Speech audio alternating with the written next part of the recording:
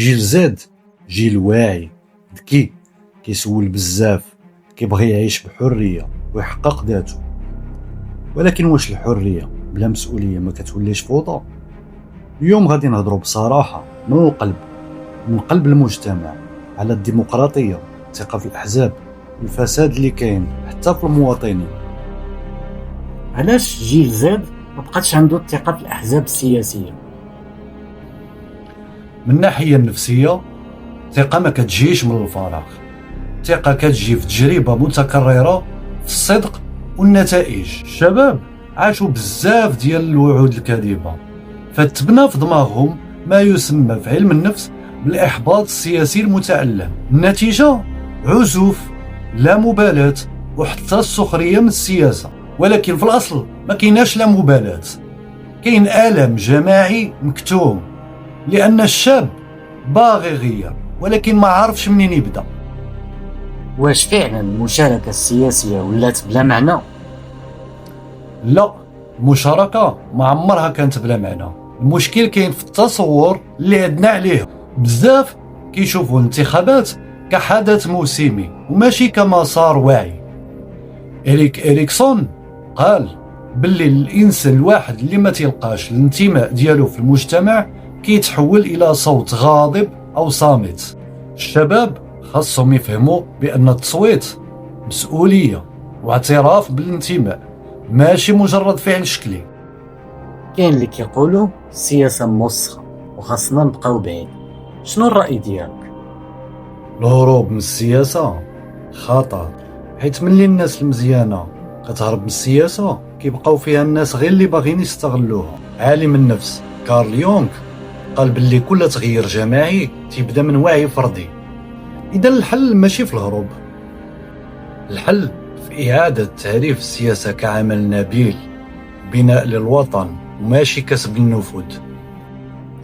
في نظرك كيفاش يمكن للشباب يرجع الثقة في المؤسسات؟ الثقه ما كتبناش بالكلام، تتبنى بالفعل. والدوله خاصها توفر العداله والشفافيه، والشباب طبعا خاصو يوفر الوعي والمشاركه. كل واحد خاصو يقرر انه يكون صادق مع نفسه ويتعامل مع الوطن بحب ونضج، ماشي بحقد. كنرفعوا ديما شعارات ضد الفساد، ولكن واش فعلا هذا الفساد بعيد علينا كمواطنين؟ هاد الظاهره كتورينا حاجه مهمه. الفساد ما كاينش غير في المسؤولين، الفساد متجدر حتى في العقليه ديالنا كمواطنين. وكمثال على ذلك نظروا على الحمله الاخيره ديال تحرير الملك العام. شفنا بان الترامي على الملك العام كان في الاحياء الشعبيه كما كان في الاحياء الراقيه. الاستيلاء على الملك العام كيدخل حتى هو في الفساد الصغير. منين تنحرق الضوء الاحمر يعني عندي استعداد انني نكون فاسد. منين تنستهلك شي حاجه اكثر من القياس حيتاش ما كنخلصهاش كيكون عندي استعداد للفساد.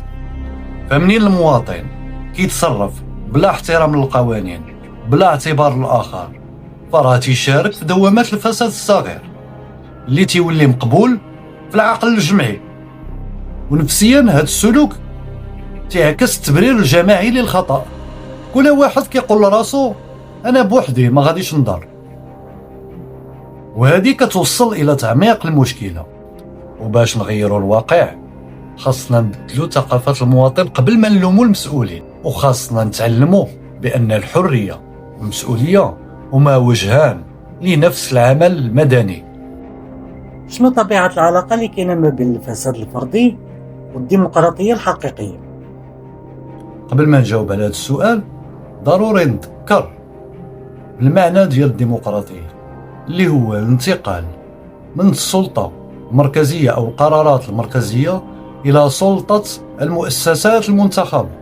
ومن هنا تبان ضمنيا بأن الشباب تنادي بإسقاط الديمقراطية من حيث لا يعلم، لأنه باغي يلغي مؤسسات المنتخب، وهذا فيه إلغاء الديمقراطية أو إسقاط الديمقراطية.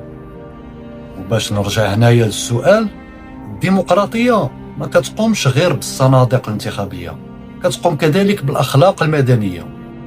عالم النفس يونغ تيقول بأن الإنسان منين تيعترف بالدل الداخلي ديالو تما تيبدا التغيير الحقيقي.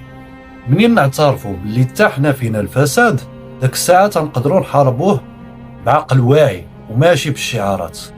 ولذلك التغيير ماشي خاصو يجي غير من الدوله، خاصو يجي حتى من داخلنا حنا كمواطنين. وباش نختموا هذه الحلقه، جيل زاد ما خاصناش نوبخوه، خاصنا نصاحبوه، نسمعوا ليه، نفهموا غضبه، ونحولوا طاقته البناء. ماشي كل شيء ضار، بالعكس هذا الجيل عنده وعي كبير. ولكن راه التغيير الحقيقي ما كيبداش من الخارج فقط، كيبدا من داخلنا، من احترام القانون، من حماية الملك العام، من النزاهة في كل تصرف صغير وكبير. الديمقراطية ماشي امتياز، هي مسؤولية. ومنين كتصوت راك ما كتعطيش صوتك الحزب، راك كتعطيه لوطنك باش يسمع صوتك. واخا الظروف صعيبة، واخا الإحباط كبير، كل واحد فينا عنده القدرة باش يكون جزء من الحل، من قلب المجتمع.